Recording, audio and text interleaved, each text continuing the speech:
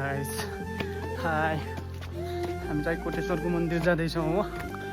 सिँढी हुँदै मन्दिर पछि चाहिँ काफल खान जाने भन्ने प्लान छ।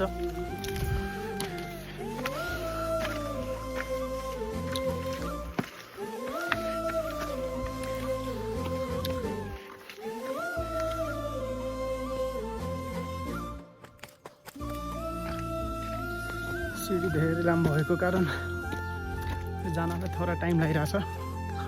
अनि म कोटेश्वर मन्दिर पुगेपछि कोटेश्वर मन्दिरको सिन अनि त्यसपछि मन्दिर सब तपाईँहरूलाई देखाउने छु। उकालो भएको कारण हिँड्न चाहिँ अलिक गाह्रो भएको छ।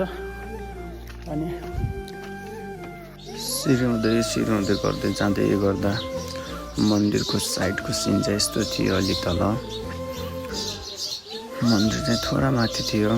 हामी चाहिँ हिँड्दै थियौँ बिस्तारै हिँड्दै गर्दा फाइनली मन्दिरभित्र जाने अवसर मिल्यो।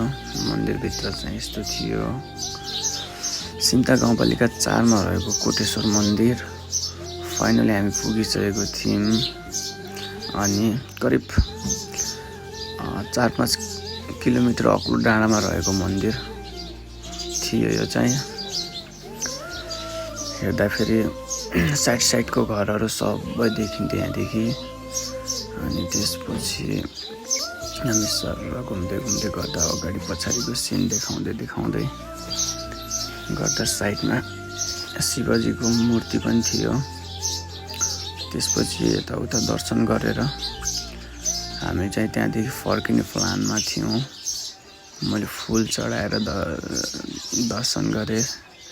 त्यसपछि साइडको सिन देखाउँदै हामी चाहिँ अब फर्किने भन्ने प्लानमा थियौँ।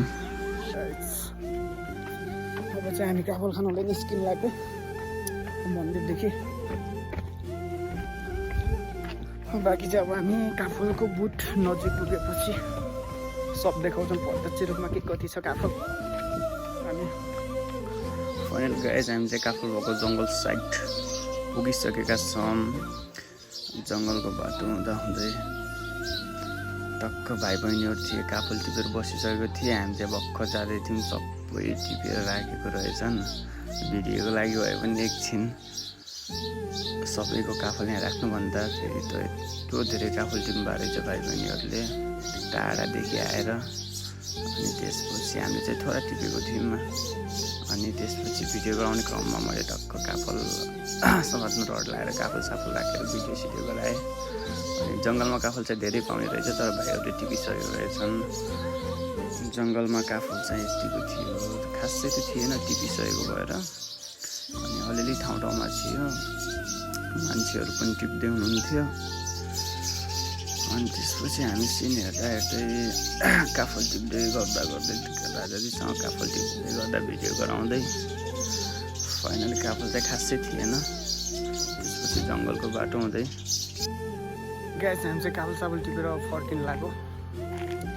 अनि साइडमा राजाजीहरू बस्नु भएको छ। काफल खाने मान्छे चाहिँ धेरै हुनुहुँदो रहेछ जङ्गलमा, त्यसै कारणले काफल चाहिँ खासै पाइएन। अनि थोडा भयो भने काफल लिएर जान लाग्छौँ अब।